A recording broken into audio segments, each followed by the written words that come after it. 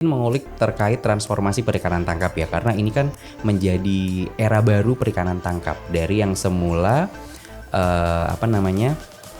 tidak berbasis kuota ya. Nah, ini akan menjadi berbasis kuota. Tidak hanya yang baik-baik gitu. Berikanlah masukan. Boleh saja bersifat kritik membangun. Itu justru mungkin manfaatnya akan lebih banyak buat pemerintah. Karya kalian kami tunggu. Karya teman-teman dari Sahabat Bahari akan menjadi pemicu untuk kita meningkatkan kinerja kita, meningkatkan kinerja kita dalam mengimplementasikan program prioritas. Konsepnya adalah kita dengan semangat Bulan Bakti Kelautan Perikanan ini, mari bersama-sama kita bangun kelautan dan perikanan menuju Indonesia maju. Kalau kamu ngaku cinta sama laut, kamu harus ikutan. Kirain pantun.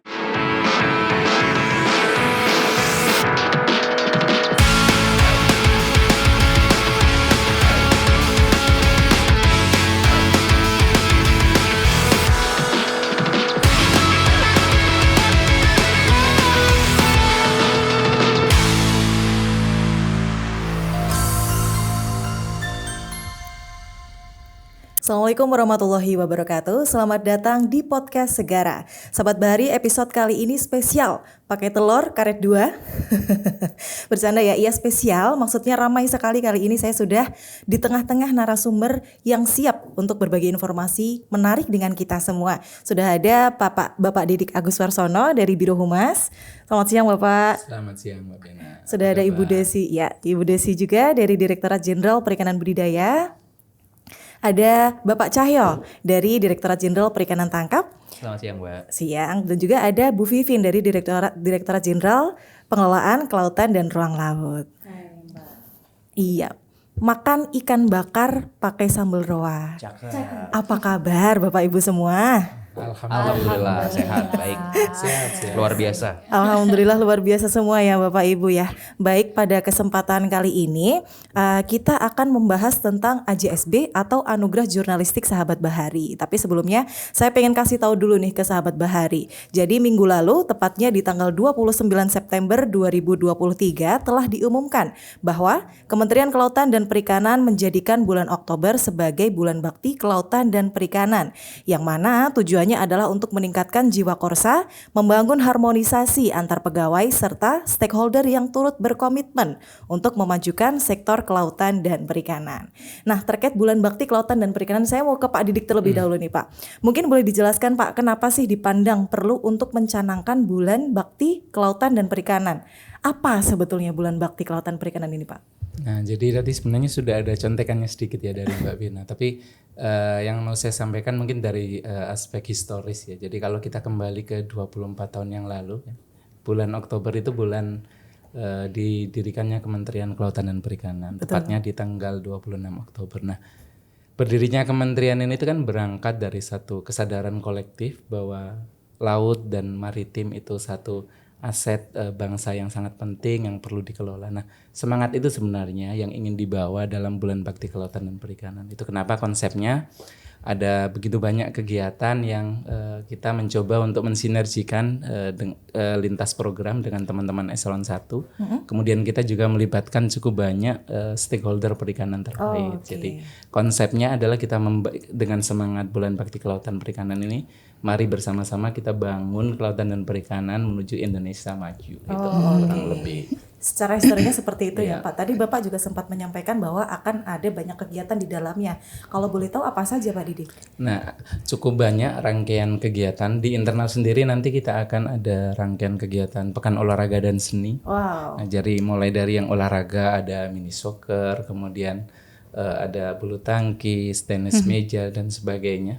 Selain itu ada seni juga. Jadi mungkin untuk pertama kalinya kita punya event yang namanya KKP Got Talent. Nah, jadi kita akan mencoba untuk mengakomodir jiwa-jiwa seni pegawai di KKP. Iya. Nah, tidak hanya di situ, nanti akan ada kegiatan-kegiatan yang juga melibatkan stakeholder kelautan dan perikanan terkait.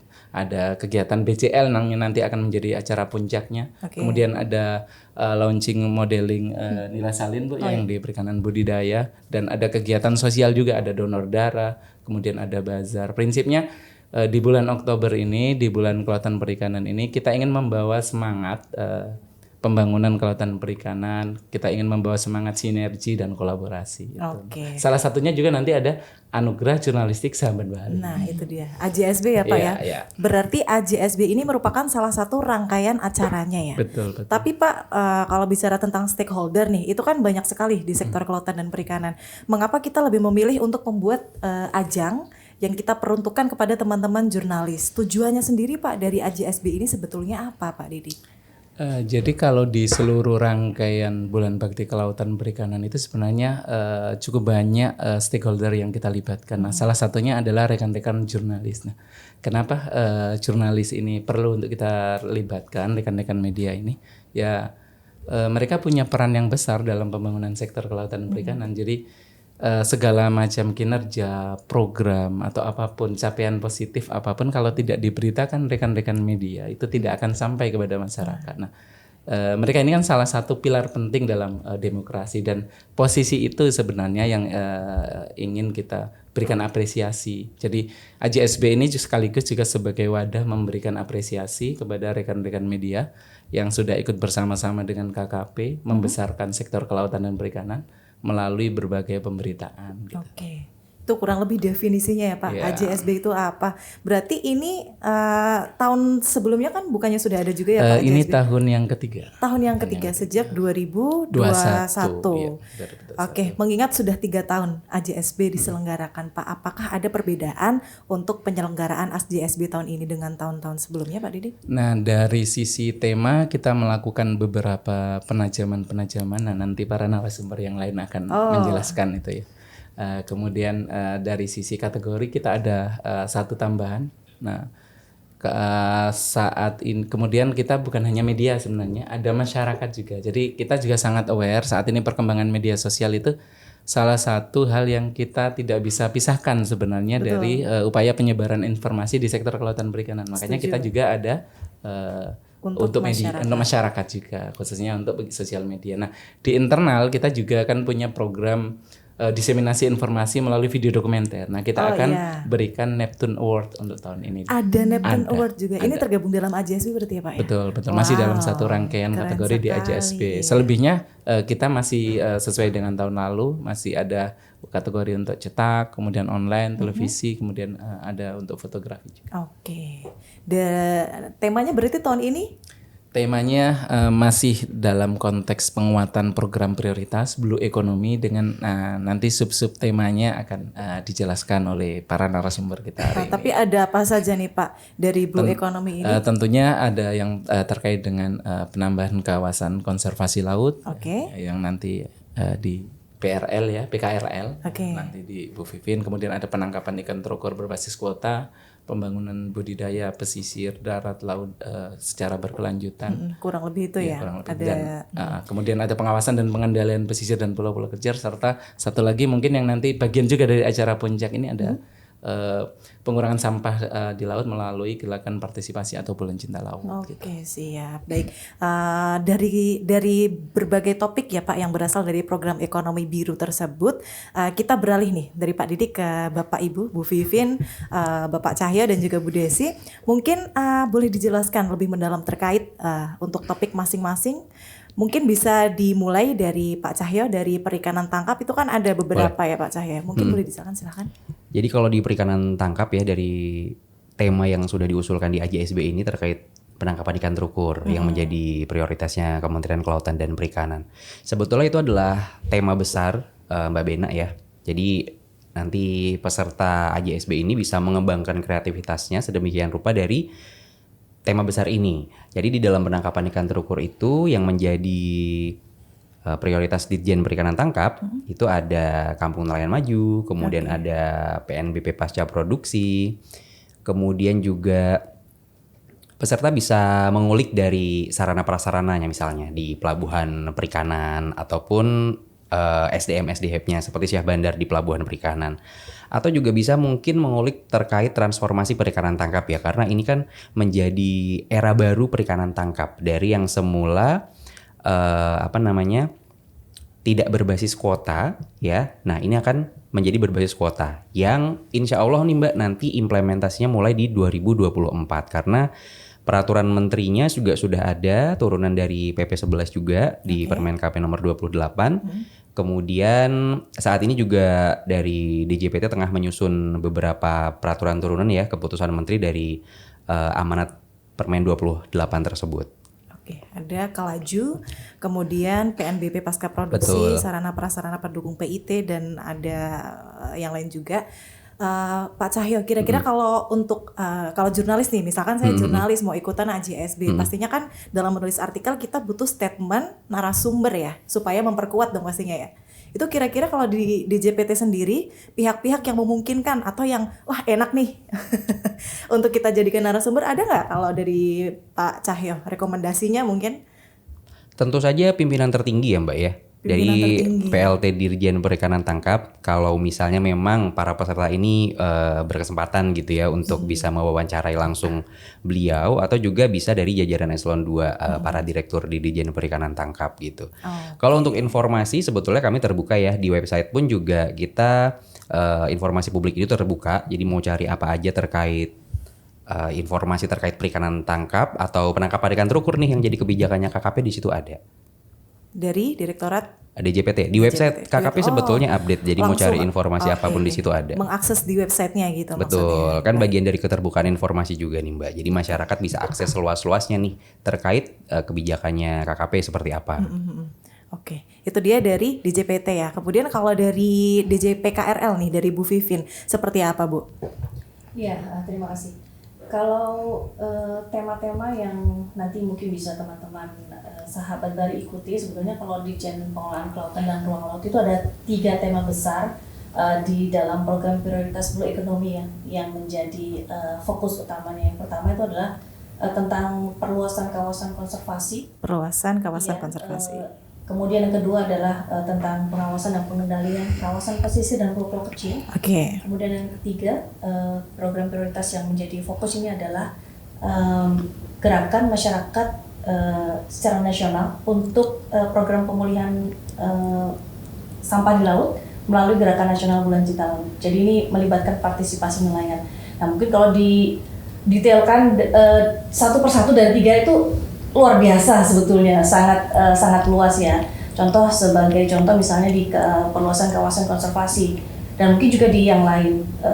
Tentunya keterlibatan masyarakat itu sebetulnya juga sangat besar dalam program ini. Artinya memang masyarakat sebagai penerima manfaat khususnya, Betul. itu nanti bisa menjadi salah satu hal yang digali oleh para calon peserta AJSB ini untuk bisa digali lebih banyak informasi mengenai kegiatan yang menjadi prioritas KKP dalam hal ini di JNPKRL. Kalau di kawasan konservasi sendiri sebetulnya ini juga tujuannya adalah mengurangi ya degradasi lingkungan akibat aktivitas yang over dari aktivitas manusia, khususnya dari sisi ekonomi, karena memang ekonomi ini kan harus diimbangi dengan pemulihan. Betul. Jadi bagaimana nanti selain pemerintah, tentunya masyarakat yang terlibat untuk memulihkan dampak dari aktivitas manusia terhadap kawasan ini seperti apa. Tentunya di sana juga ada masyarakat yang mungkin terlibat aktif dalam kegiatan konservasi. Ada namanya kompak kelompok masyarakat penggerak konservasi. Itu sangat banyak. Masyarakat ini alhamdulillah responnya sangat luar biasa ya untuk program pemerintah dalam hal ini, karena memang mereka partisipasinya sangat aktif. Kemudian juga mungkin yang cukup menarik adalah keterlibatan masyarakat hukum adat. Masyarakat hukum adat. Masyarakat hukum adat. Jadi pembangunan kelautan dan perikanan di Indonesia ini memang harus diakui mereka berperan. Contoh di Maluku itu ada tradisi Manee ya. Kebetulan beberapa waktu lalu kami sempat terlibat di sana. Tim masyarakat ini menjaga lingkungan sekitar dengan membiarkan menangkap ikan dengan alat yang betul-betul ramah lingkungan. Dengan tali hutan yang disusun dan diikat sepanjang 3 kilo kalau saya tidak salah, 3.000 meter itu kemudian diikat dalam jangka waktu tertentu. Kemudian nanti ikan itu akan berkumpul masuk gitu ya dengan sendirinya, dan itu pun hasilnya bisa dinikmati oleh masyarakat. Selain dari sisi konservasi, artinya membantu masyarakat memperoleh sumber daya untuk kebutuhannya secara alami, begitu tidak merusak lingkungan. Tentu ini juga menjadi faktor yang menarik dari sisi wisatanya, begitu ya. Jadi ini mungkin ada hal lain yang bisa juga digali. Kemudian yang kedua tadi berkaitan dengan pengendalian dan pengawasan di kawasan pesisir dan pulau kecil. Memang ini nanti pasti akan ada keterlibatan dari teman-teman di pengawasannya. Tetapi paling tidak untuk menjaga ini, Ditjen Pengelolaan Ruang Laut ini mengatur bagaimana kita seharusnya menata pemanfaatan ruang laut. Jadi siapapun yang menggunakan atau memanfaatkan ruang laut itu harus diatur sesuai dengan daya dukung, daya tampung, dan bagaimana memitigasi ketika diperkirakan atau berpotensi menimbulkan dampak. Jadi masyarakat juga tentunya ada kelompok masyarakat pengawas yang memang bisa dilibatkan dalam hal ini. Nah, ini mungkin bisa menjadi salah satu yang hal-hal yang bisa digali ya dari para peserta nanti. Kemudian yang terakhir, Bulan Cinta Laut. Bulan Cinta Laut ini satu gerakan partisipatif yang melibatkan masyarakat nelayan sebagai sasaran utamanya, tapi juga ada keterlibatan pemangku kepentingan di sana. Tujuannya adalah memulihkan kesehatan laut, karena memang secara data ini jumlah sampah plastik yang masuk ke laut itu masih luar biasa besar, dan KKP dalam hal ini sudah 2 tahun ini menggelorakan semangat masyarakat nelayan itu untuk ikut terlibat secara aktif membersihkan sampah plastik di laut. Dan di tahun ini selama bulan Juli sampai dengan bulan September yang lalu sudah dilaksanakan aktivasinya di 18 kota kabupaten di seluruh Indonesia.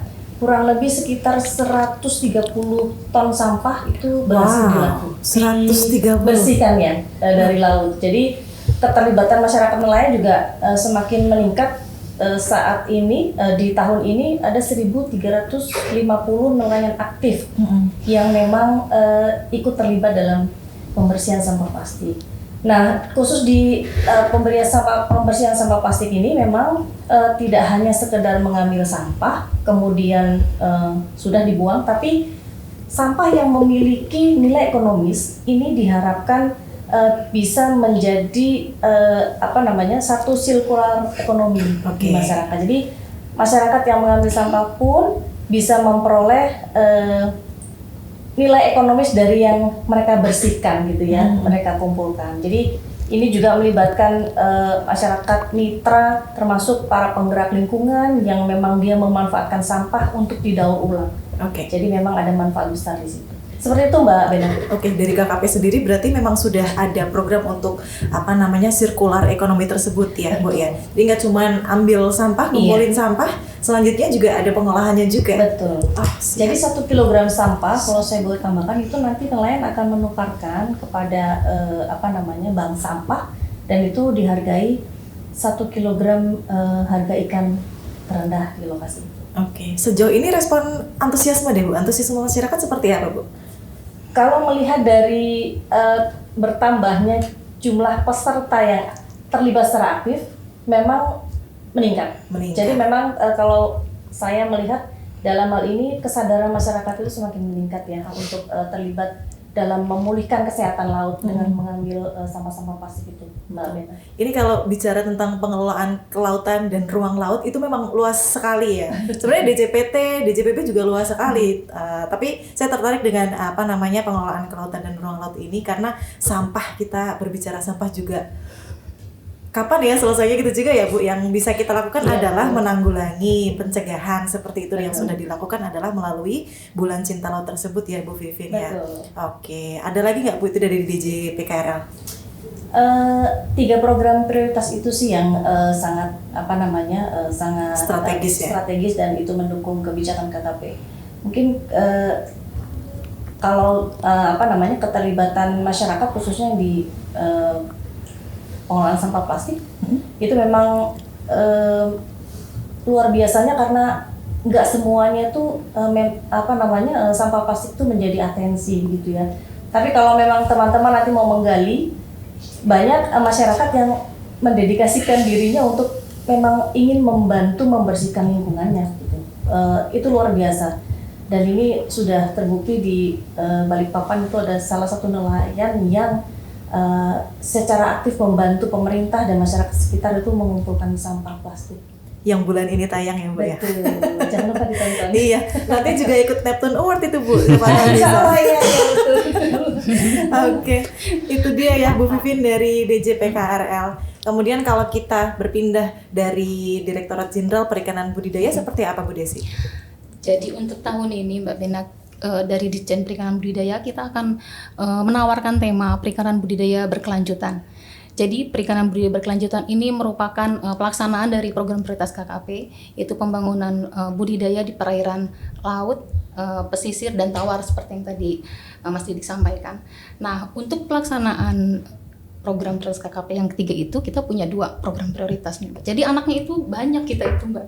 Yang pertama itu pembangunan perikanan budidaya untuk komoditas yang berorientasi ekspor. Kita punya 5 komoditas unggulan, ada lobster, rumput laut, udang yang terutama, kemudian nila salin atau tilapia, dan yang terakhir kepiting. Nah, ini saya panjang banget Mbak kalau buat menerangkan per komoditas diperbolehkan ya Mbak. Silakan, yang pertama udang. Ini mungkin sebagian besar sahabat bahari yang kalau sudah sering melihat berita-berita dari KKP, kita memiliki modeling modeling kawasan budidaya udang di Kebumen yang memang pada saat itu sudah diresmikan oleh Pak Presiden. Betul. Kemudian ada pada saat panen kita mengundang siapa Mas Didi? Mengundang Pak Wakil Presiden. Jadi itu merupakan salah satu program prioritas kita, di mana udang ini KKP itu sudah menargetkan tahun 2024 sebesar 2 juta ton ya. Nah, itulah upaya kami bagaimana nanti modeling seperti yang di Kebumen itu akan diduplikasi di daerah-daerah lain. Itu menarik menurut kami ya untuk ditulis oleh para sahabat bahari. Kemudian yang kedua ada revitalisasi tambak udang. Ini merupakan kegiatan revitalisasi untuk tambak-tambak udang yang selama ini produktivitasnya masih rendah, Mbak. Kita tingkatkan, misalnya dulu sebelum direvitalisasi dia ada produktivitas 0,6 ton per hektar per tahun. Dengan direvitalisasi, diperbaiki salurannya, dibantu sarana prasarananya, ditargetkan akan meningkat produksinya menjadi 30 ton per hektar per tahun. Itu untuk udang, Mbak. Untuk rumput laut, kita juga memiliki modeling kawasan rumput laut. Itu nanti ada terintegrasi kawasan rumput lautnya. Kita bekerja sama juga dengan eselon 1 sektor lain, eselon 1 lain dari PDS. Jadi budidaya di hulunya, penyediaan bibit, kemudian nanti dari PDS menyediakan cold storage-nya. Kemudian untuk nila salin seperti yang tadi Mas Didi sampaikan bahwa nanti ada launching, kita masih di rangkaian acara bulan Baktinya ya. Ini masih proses pembangunan, Mbak. Saat ini kita sedang membangun kawasan budidaya nila salin di Kerawang. Itu sama nanti diharapkan pembangunan terintegrasi, teratur, tambak-tambaknya lebih teratur, manajemennya satu manajemen, jadi itu untuk meningkatkan produktivitas dan efisiensi. Nah, nanti sama juga karena ini modeling diharapkan dapat diduplikasi di tambak-tambak di seluruh Indonesia. Kemudian untuk lobster kita juga memiliki kawasan budidaya lobster, percontohan ada. Kemudian juga dengan kepiting, Mbak. Kemudian yang kedua kita, kalau tadi di Mas Cahyo ada kampung nelayan maju ya, di budidaya juga ada Mbak, kampung perikanan budidaya. Kampung perikanan budidaya. Pada tahun 2023 ini kita punya 130 lokasi ditetapkan oleh Kemen ya Mas. Tapi kita juga punya 6 kampung yang memang kita dorong perkembangannya, diharapkan sebagai percontohan. Tujuan dari kampung perikanan budidaya ini, nah ini kan tadi Mbak Rina ada yang melibatkan masyarakat di pengumpulan sampah plastik. Nah, untuk pemberdayaan masyarakat di kegiatan perikanan budidaya ini kita ada kampung perikanan budidaya karena pembangunan kampung perikanan budidaya ini berbasis masyarakat lokal. Selain komoditas yang dikembangkan komoditas lokal untuk mencegah kepunahan, Nah, berbasis masyarakat lokal. Jadi pelaku utamanya tuh masyarakat lokal. Oke. Untuk kampung perikanan budidaya itu menarik, Mbak. Karena di situ juga kita berkolaborasi dengan eselon 1 lain, didukung oleh eselon 1 lain dari hulu ke hilirnya juga. Gitu. Kalau terkait tadi Mas saya juga bilang untuk implementasi kegiatan ini atau para sahabat Bahari ingin mendapatkan informasi lebih, Betul. secara kebijakan kita bisa menghubungi para pimpinan kami atau eselon 2 di KKP. Tetapi secara teknis budidaya, karena budidaya kan teknisnya berbeda ya setiap komoditas. Dan mendetail Udang sekali. beda, lele berbeda lagi gitu. Betul. Rumput laut. Nah, kita punya 15 UPT, Mbak. 15 UPT dari mulai Aceh sampai Ambon. Dari 3 matra budidaya laut, payau dan tawar. Itu kita bisa mencarikan informasi juga dari para kepala UPT atau teknis di sana terkait budidaya, komoditas budidaya apabila tertarik salah satu komoditas. Sebutannya matra ya. Matra, budidaya tawar laut payau. Oh, siap. Oke. Itu Mbak, Bu Desi, kira-kira. kalau dari DJPB sendiri kan tadi ada budidaya berbasis kawasan ada lima komoditas unggulan. Itu kan ada eselon 1, ada juga unit teknisnya kan Ibu, ada eselon 2-nya.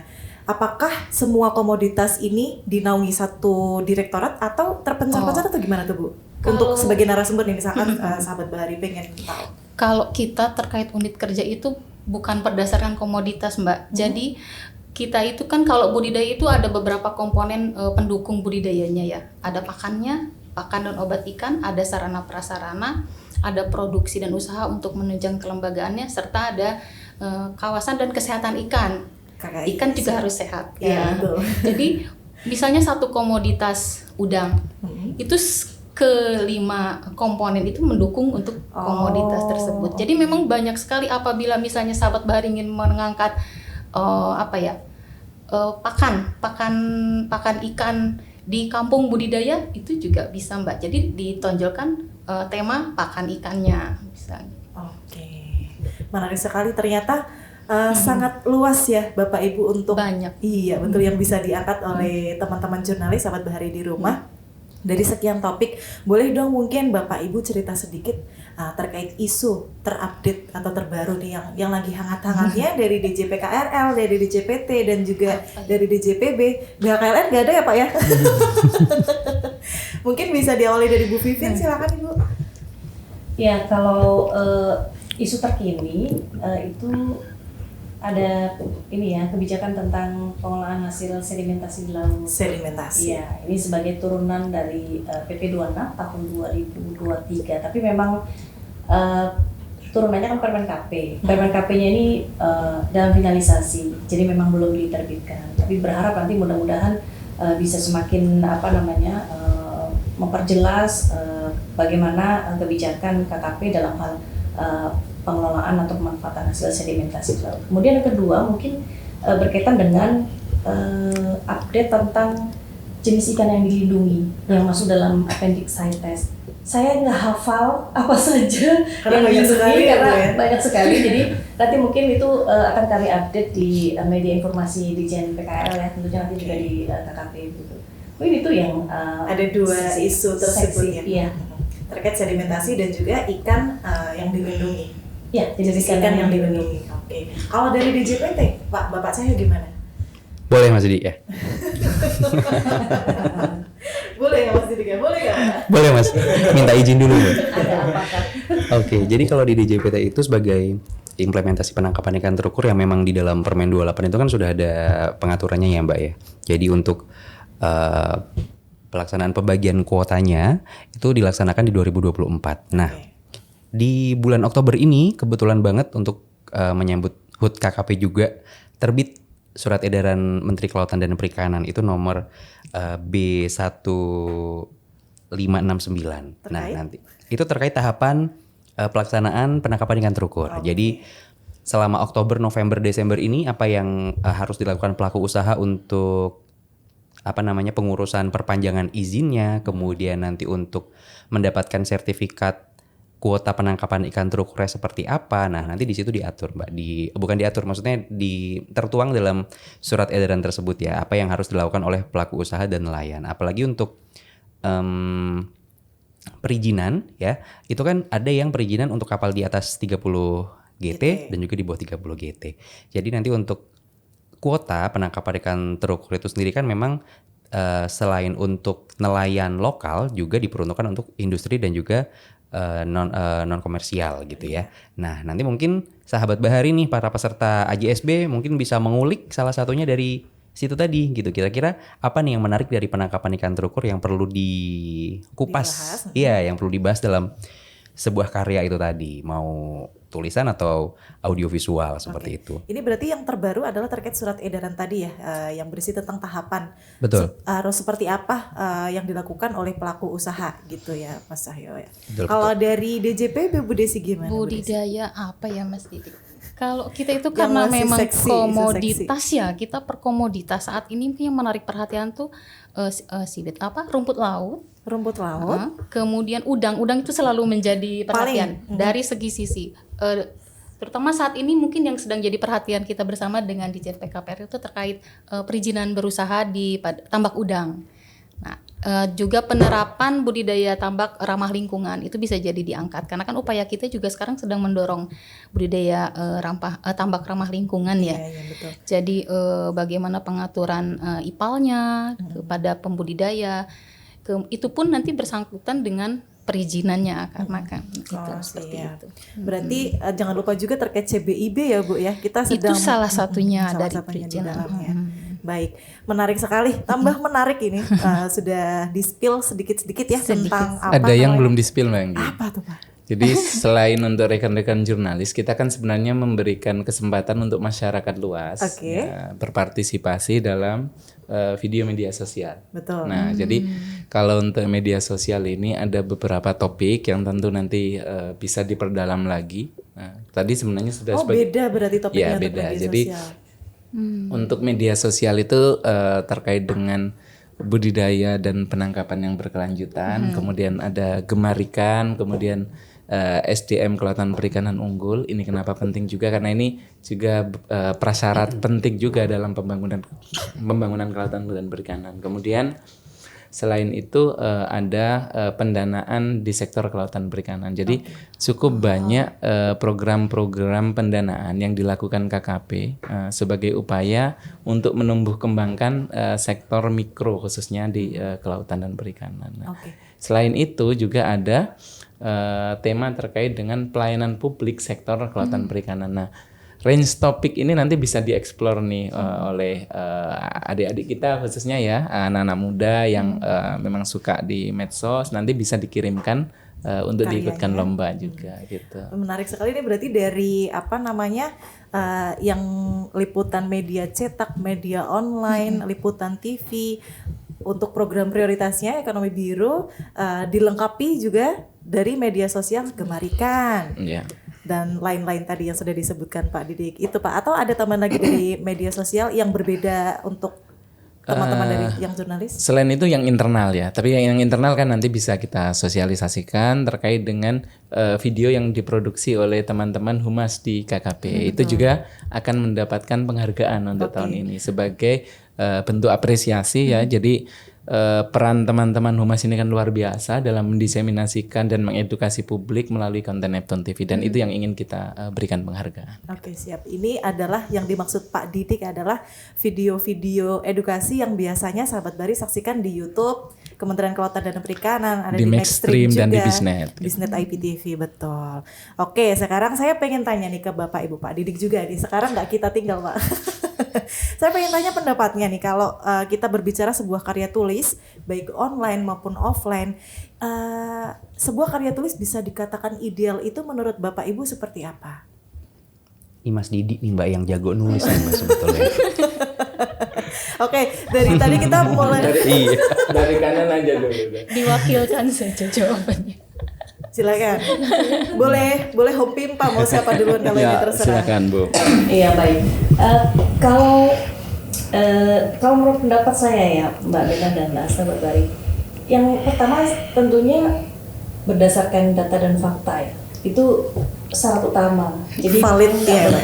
Nggak boleh bohong. Ini kan bukan cerita fiksi ya. Gitu. Betul. Jadi memang harus sesuai dengan data dan fakta. Kemudian yang kedua, hal yang menarik dari sebuah tulisan itu kan biasanya ini kalau ini bisa lebih mudah dipahami oleh yang membaca gitu ya. Saya pun kadang-kadang memposisikan diri saya sebagai pembaca, kalau membaca satu tulisan ini saya tertarik nggak gitu. Nah tentunya bahasanya harus lugas, kemudian mudah dipahami gitu ya, sehingga itu bisa lebih dimengerti.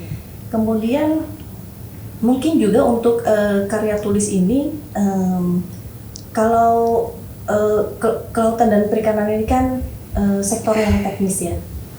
Mungkin satu harapan dari kami adalah isu ini harus didekatkan dengan generasi yang muda. Gitu ya. Kita termasuk muda loh, makanya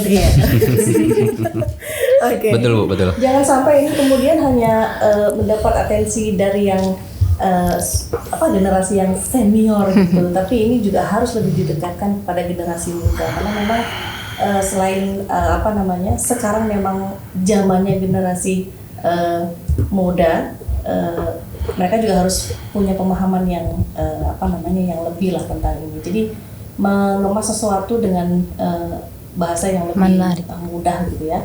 Kemudian mungkin juga supaya nggak mati gaya, siapa yang harus dijadikan rujukan, mungkin juga tidak harus pemerintah. Supaya ini juga balance gitu ya. Bisa juga dari penerima manfaatnya atau pemangku kepentingannya. Misalnya kalau di Ditjen PKRL ada unit-unit pelaksana teknis di 8 wilayah, mungkin bisa didekati untuk dimintakan menjembatani bertemu dengan masyarakat yang memang terlibat dalam satu program ini, yang merasakan manfaatnya. Ya gitu. itu bisa dilakukan gitu. Jadi tidak hanya terfokus kepada pemerintah saja, tapi tanyalah langsung kepada yang menerima manfaat. Jadi kita tuh nggak berbicara hanya dari sisi kita sendiri. Kemudian mungkin kalau bagi saya sendiri tulisan itu kalau saya lebih bisa artinya tidak hanya yang baik-baik gitu. Berikanlah masukan. Boleh saja bersifat kritik membangun. Okay. Itu justru mungkin manfaatnya akan lebih banyak buat pemerintah. Kira-kira dengan program yang satu ini bagaimana respon masyarakat? Mungkin itu menjadi hal yang bisa kita lakukan untuk perbaikan ke depan. Ya, kita diharapkan juga tidak anti kritik, tetapi kritik membangun itu justru akan memperbaiki kinerja kita. Betul. Seperti itu sih. Setuju. Itu dari Bu Vivin. Selanjutnya siapa yang mau menjelaskan nih? Yang mau Udah disebutin sama Bu Vivin semua sepertinya. Saya mungkin sedikit aja ya. Sudah saya tebak ini. Yang banyak Pak. Tadi Silakan, udah Pak kalau narasumber sudah, itu saya nambahnya dikit aja. Jadi beberapa yang mungkin kita belajar dari yang sebelumnya ya. Jadi satu kali penyelenggaraan AJSB yang terakhir karena kebetulan saya yang mengawal. Jadi satu hal yang mungkin tidak boleh dilupakan oleh seluruh penulis atau siapapun yang mengirimkan karya di sini bahwa ada tema gitu. Jadi tema ini menjadi penting, kesesuaian tema dengan karya yang dikirimkan ini tentu menjadi penilaian pertama biasanya. Aspek penilaian ya. Ya, ini saya spill sedikit lah. Sebagai calon juri. Oke. Kebetulan tahun lalu banyak berinteraksi karena itu memang ini tahapan yang paling awal yang kita gunakan dalam mensortir karya. Selain itu tentu originalitas karya. Jadi originalitas karya ini menjadi satu hal yang sangat krusial. Tentu ini adalah sebagai produk karya yang memang intelektualitasnya harus kita junjung tinggi kan, dan kita hargai. Nah, tadi selebihnya sebenarnya sudah dijelaskan oleh Bu Vivin. Nah, salah satu poin yang barangkali perlu saya ulang lagi adalah bagaimana tulisan itu bisa menghadirkan sudut pandang yang cukup beragam. Jadi stakeholder yang terlibat memang harus cukup banyak. Betul, supaya tidak satu sisi saja ya Pak Didik ya. Oke, tadi saya menambahkan dari Bu Vivin kan juga menyebutkan terkait itu tadi kritik yang membangun ya Bu ya. Kalau misalkan nih sahabat Bahari dan para teman-teman jurnalis itu pengen ikutan AJSB, apakah karya yang disubmit harus yang bagus tentang KKP? Atau boleh yang kritik membangun, atau misalkan boleh kritik pun sejauh apa Pak? Boleh nggak sih itu di-spill Pak?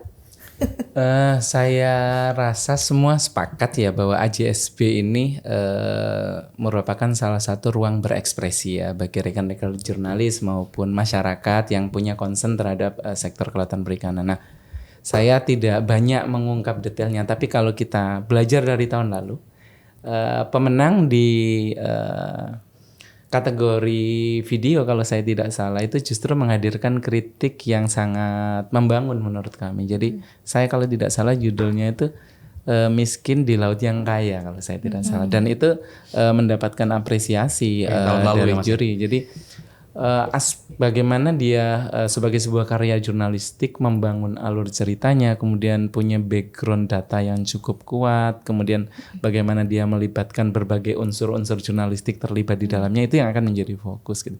Nah, AJSB ini juga tentunya merupakan kesempatan yang baik buat KKP untuk menyerap aspirasi dari masyarakat, dari media tentang program, kebijakan, kinerja di sektor kelautan dan perikanan. Mungkin itu garis besar. Berarti gas aja ya Pak ya?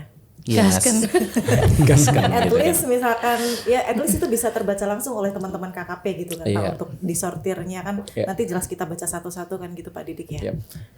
Saya cukup yakin misalkan ketika melihat pemetaan tahun lalu, jadi warna-warninya itu ada. Jadi susah sekali dan saya tidak mencoba juga untuk membayangkan gitu semuanya akan isinya kritik, saya rasa juga enggak, karena ada beberapa kinerja-kinerja kita positif juga. yang tentu Iya, betul. sebenarnya layak juga untuk mendapatkan apresiasi dan penghargaan gitu. Jadi itu preferensinya tadi sudah dijelaskan oleh para narasumber baik di bidang perikanan tangkap, di budidaya maupun di pengelolaan kelautan dan ruang laut. Nah, silakan dipilih saja sesuai dengan angle yang ingin dipilih gitu. Oke, ini kalau ngomongin lomba Pak, kita sudah ngalor ngidul banyak membahas tentang tema topik yang luas sekali. Ini yang menjadi faktor penyemangat kan hadiah Pak. Cocok. Itu Mbak. Kalau AJSB sendiri tahun ini hadiahnya apa nih Pak Didik? Boleh nggak di spill juga? Tadi sebenarnya teman-teman sudah menyampaikan ke saya nggak boleh menyebut angka. Tapi kisarannya ya sekitar 150 juta lebih. Itu nyebut angka Pak. Menyebut angka ya? Itu totalnya? Ya untuk total hadiah sekitar Sekitar 150 juta gitu. Sesuai dengan ini ya, juara 1, juara 2, juara 3 dan internal memang ada hadiah juga yang dipersiapkan secara khusus ya. Oke. Kalau untuk timeline Pak dan juga teknis pelaksanaan lombanya sendiri seperti apa Pak Didik? Nah, jadi ada timeline yang harus diikuti mulai dari pengumpulan karya. Nah, itu nanti teman-teman media maupun seluruh warga masyarakat yang ingin mengikuti itu bisa lihat nih di link di bawah ini nih ya. Jadi ada batas pengumpulan karya, ada penjurian dan nanti sampai akhirnya pada acara puncak AJSB gitu. Oke. Kemudian Pak untuk dewan juri, salah satunya kan Pak Didik ya, tadi juga sudah sempat disebutkan. Yang lainnya siapa Pak dewan juri yang terlibat dalam penilaian AJSB tahun ini? Ya, jadi ini daftarnya cukup banyak, jadi saya harus baca. Wow, banyak Ya, siap. jadi harus lihat contekan. Jadi kami memang sangat concern dengan penjurian. Itu kenapa memang jurinya pun dari para ahli, para praktisi yang memang sudah tidak diragukan lagi di bidangnya. Misalkan untuk media online nanti itu ada Mas Ardi dari Wapemret Detik dan Mas Sanusi dari Tribun News. Kemudian untuk foto jurnalistik ada Mas Yuniati Agung dan Mas Prastio dari Kompas dan dari kantor Berita Antara. Nah, untuk televisi nanti ada Pak Santa Curangga dari CNBC dan ada Mbak Ilona dari Kompas TV. Nah, ada juga nanti Mas Danang juga dari situ. Nah, untuk media sosial nanti ada Mas Danang Aradian, redaktur Koran Sindo, dan saat ini juga cukup banyak dia jadi blogger ya, dan Mr. DAS. DAS, Mr. DAS. Mr. Didik Agus Warsono. Dan Itu dia. kita juga ada juri internal. Juri internal Selain nanti Mr. DAS siapa Pak? juri internal ada Bapak Sekretaris Jenderal tentu nanti akan sebagai salah satu juri dan asisten khusus Menteri Kelautan Perikanan tugas media dan komunikasi publik nanti. Oke, itu dia Jadi, ya Pak ya. betul. Semua dewan juri yang terlibat, jadi ada internal, ada eksternal. Eksternalnya juga sudah disebutkan tadi oleh Mr. DAS. Mantap Ada pokoknya. para praktisi senior-senior dari media ya Pak. Ya, Didik. mudah-mudahan dengan nama dan reputasi beliau-beliau itu bisa meyakinkan semua bahwa ini proses penjuriannya dilakukan secara fair dan semua dilakukan secara transparan. Oke, amin amin. Kemudian terakhir Bapak Ibu, ada nggak Harus ada sih sebetulnya sih. Maksa. Iya, maksa ini judulnya. Pesan dong, kasih pesan untuk sahabat Bahari dan juga teman-teman jurnalis di rumah, baik yang nggak mau ikutan ataupun ayo mau ngajak biar ikutan AJSB, silahkan. Mungkin Mr. DAS terlebih dahulu. Oh enggak. Oke, Bu Desi. Pada sahabat Bahari, karya kalian kami tunggu. Karya teman-teman dari sahabat Bahari akan menjadi pemicu untuk kita meningkatkan kinerja kita dalam mengimplementasikan program prioritas. Tapi satu yang sedikit Mbak, budidaya. Saya ingin kirim pesan ya, biar pada semangat menulisnya. Budidaya itu satu keyword dari perikanan budaya. Budidaya itu menyenangkan, menguntungkan, dan mudah. Jadi jangan berpikir budidaya itu susah. Itu dulu, nanti kita jadi tertarik untuk menulisnya. Oke, budidaya bisa gitu ya, Bu. Iya, boleh juga. Oke, mungkin dilanjutkan Pak Cahyo, silakan. Oke. Kalau dari saya yang pasti harus ikutan untuk sahabat Bahari karena ini adalah ajang tahunan gitu ya. Jadi nggak boleh dilewatin karena hadiahnya juga luar biasa. Betul. Boleh kirim lebih dari satu karya nggak? Boleh. Jadi harus dimanfaatkan nih untuk sahabat Bahari ikutan AJSB ini. Oke. Gitu. Ikutan sahabat Bahari. Kemudian dari Bu Vin silakan.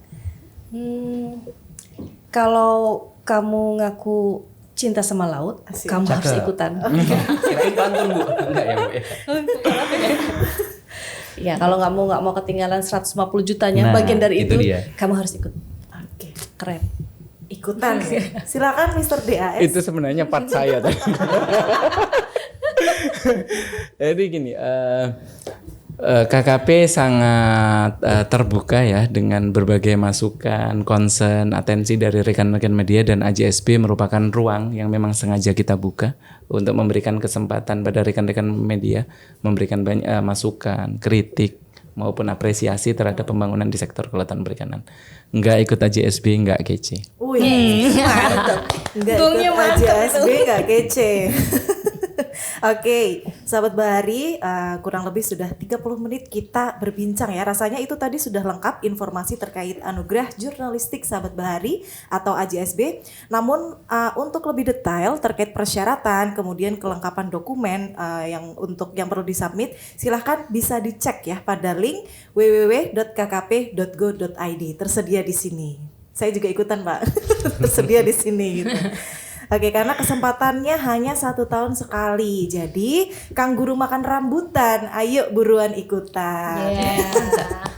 Oke, terima kasih untuk narasumber hari ini, Pak Didik, Bu Desi, Pak Cahyo, kemudian Bu Vivin sudah berbagi informasi di podcast Segara. Pisang kapok, pisang raja nangka, jangan kapok lah ya. Cakep, oke. Dan untuk sahabat Bahari jangan lupa untuk terus update informasi seputar kelautan dan perikanan di podcast Segara yang tersedia di YouTube dan Spotify Kementerian Kelautan dan Perikanan. Sekian podcast Segara episode kali ini. Wassalamualaikum warahmatullahi wabarakatuh. Terima kasih dan sampai jumpa.